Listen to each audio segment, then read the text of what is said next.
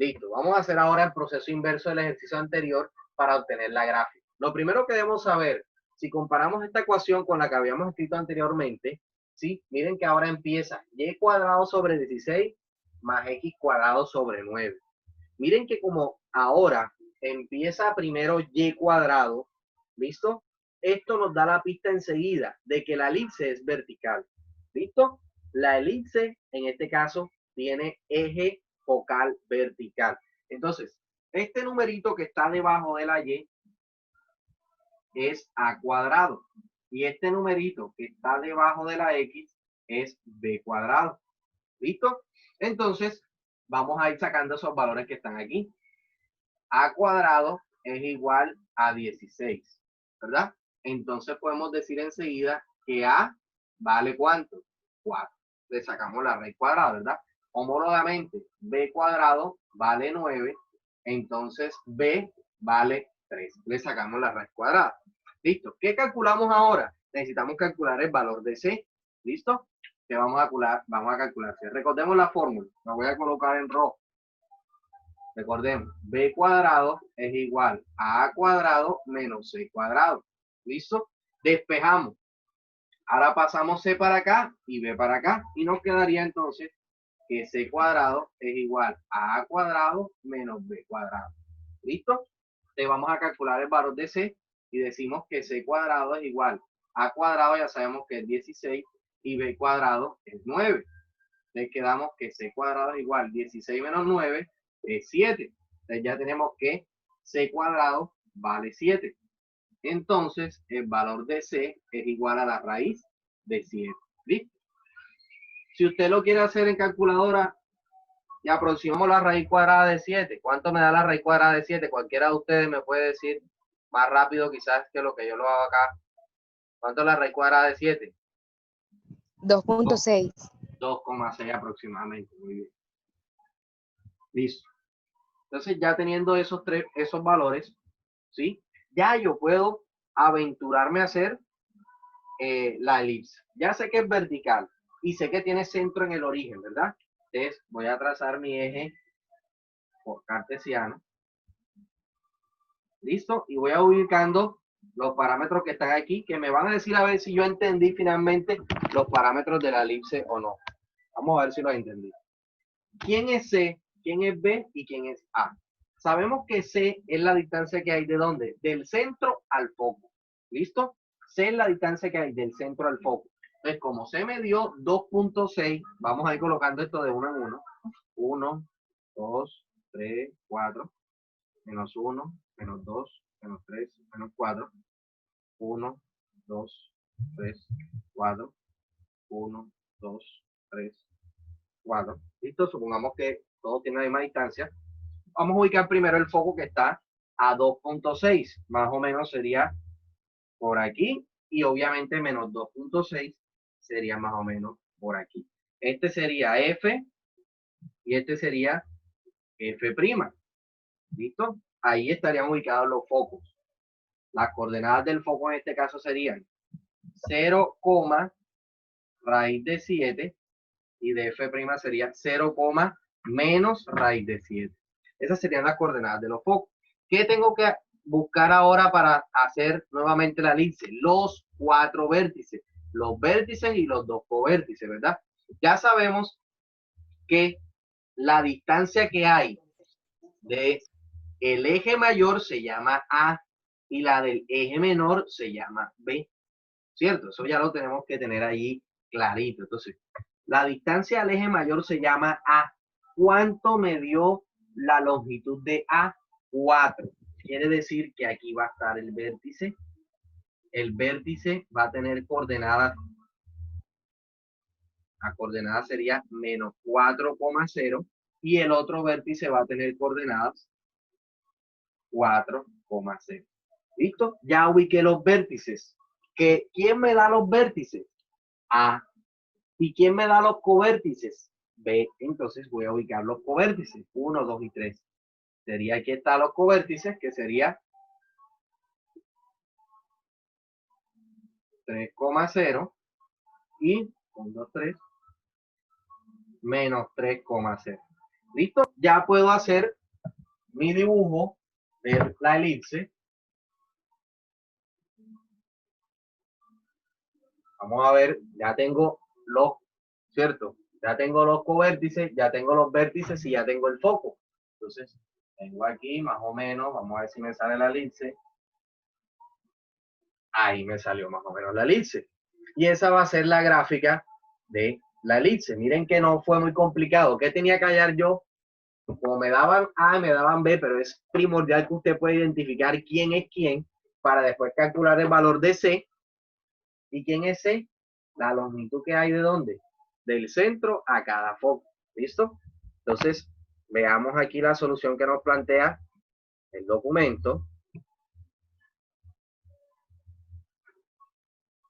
La longitud del lado, bueno, otra cosita que no tuve en cuenta aquí es la longitud del lado recto. Recordemos que el lado recto es la recta, ¿cierto? Que pasa por el foco, ¿sí? Que pasa por el foco y que es paralela al, esta línea que está aquí, esta línea y esta línea que está aquí. ¿Por qué debo calcular esa longitud? Ya les dije que es la línea que pasa por el foco y que es paralela al semieje vertical, perdón, horizontal en este caso. Entonces, esta longitud es importante porque me va a permitir a mí llevar, como quien dice, el ancho correspondiente de la elipse. Entonces, me hace falta calcular lado recto, ¿cierto? Lado recto, que lo llamamos LR, que lo definimos anteriormente, ¿verdad? Que era igual a 2b cuadrado sobre A. Es el último parámetro que me hace falta a mí para que la elipse me quede bien hechecita, ¿ya? Porque de pronto yo la voy a hacer más flaquita o más ancha. Entonces, la que me va a decir cuál es la longitud perfecta de la elipse es este lado recto, que es el que me va a servir para la guía de la elipse. Entonces, la longitud del lado recto, ya tenemos la fórmula, reemplazamos y queda que el lado recto va a ser igual 2 por b cuadrado, ya tenemos el valor de b cuadrado que es 9, sobre A, que ya sabemos que es 4. Entonces, la longitud del lado recto es igual 2 por 9, 18 sobre 4. Lo podemos simplificar, ¿verdad? Entonces me queda que el lado recto es igual, lo voy a escribir aquí, 9 medios. Entonces, ¿de qué me sirve saber la longitud del lado recto? Como les decía, hombre, esa longitud del lado recto me va a servir a mí que yo haga la parábola con la curva correcta. Entonces, yo voy a medir, ¿cierto? La distancia que hay desde el centro, digamos que, perdón, del centro no, desde el foco, ¿sí? Hasta, ¿sí? La parte derecha y la parte izquierda, en este caso, de la elipse. Entonces, para hacer eso, voy a coger el lado recto y lo voy a dividir entre dos. Entonces, voy a coger el lado recto y lo voy a dividir entre dos. ¿Cierto? Entonces, voy a colocar 9 medios, lo divido entre dos, como este no tiene denominador, le coloco la unidad y vamos a hacer la famosa orejita. Extremos con extremos y medios con medios. Y me va a quedar 9 cuartos. Y esa distancia que calculé de 9 cuartos, ¿para qué la hice? Para saber exactamente de foco hasta el borde de la elipse, tanto para la derecha como para la izquierda. Entonces vamos a medir, ¿listo? Vamos a medir 9 cuartos. ¿Cómo vamos a medir 9 cuartos? 9 cuartos, si usted quiere lo puede hacer en decimal con su calculadora. 9 entre 4, ¿cuánto me daría 9 entre 4? 2 punto ¿qué? 2.25, ¿verdad?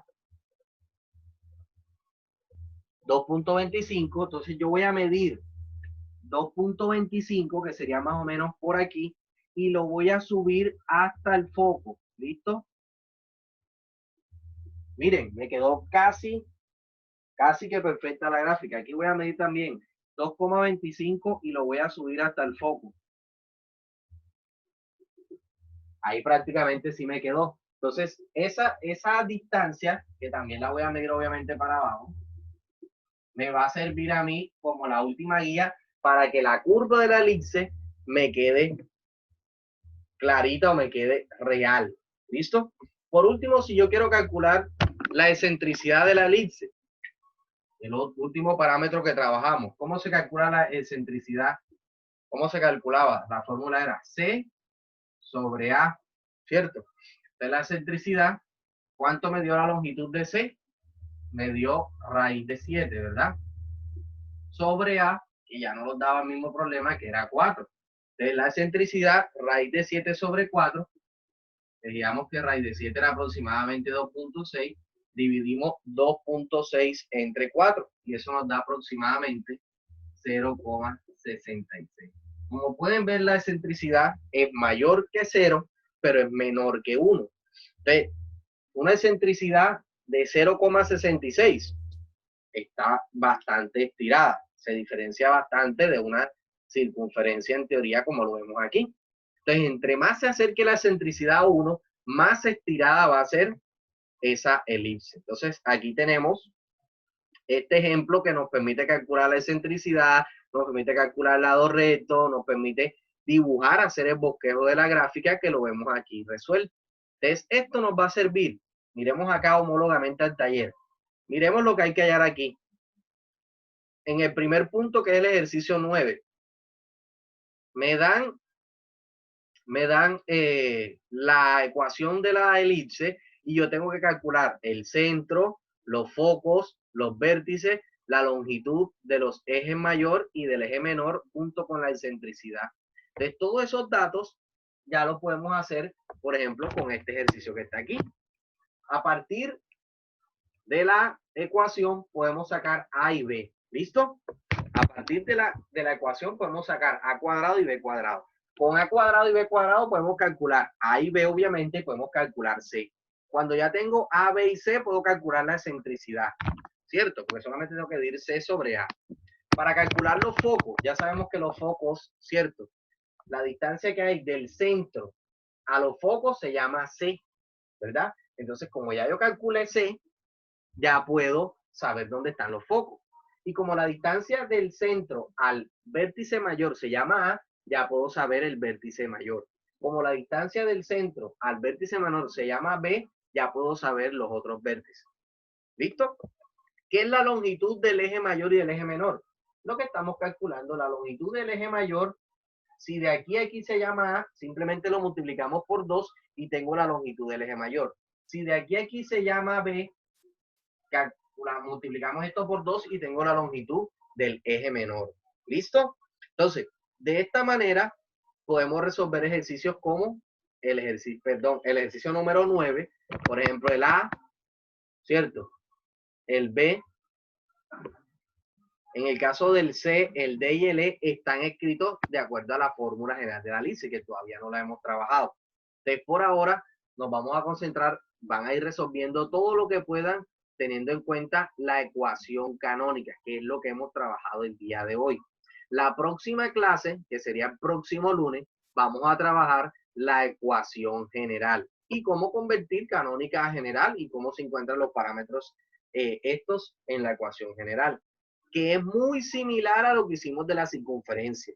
La ecuación general, lo único que tenemos que hacer es resolver los productos notables y comenzar algebraicamente a continuar los procedimientos. Pero igual lo vamos a dar en nuestra próxima clase del lunes que viene. Entonces, hasta aquí ya ustedes pueden identificar cada uno de estos ejercicios, identificando la longitud del lado del eje mayor, la longitud del eje menor, pueden encontrar los centros, pueden encontrar los focos, pueden encontrar la excentricidad. Entonces, la idea es que ustedes cojan esta guía. Miren que apenas explicamos 2 ejemplos. Aquí hay otro. Aquí hay un bosquejo de la elipse horizontal, otro de elipse horizontal, cuando me dan la excentricidad y me dan el eje focal. Aquí hay otro ejercicio cuando te dan los focos y los vértices. Miren que ahora los vértices están fuera del origen. Entonces, estos ejercicios los vamos a resolver en nuestra próxima clase, pero ustedes la idea es que los vayan viendo cómo se hacen estos ejercicios cuando está fuera del origen, ¿sí?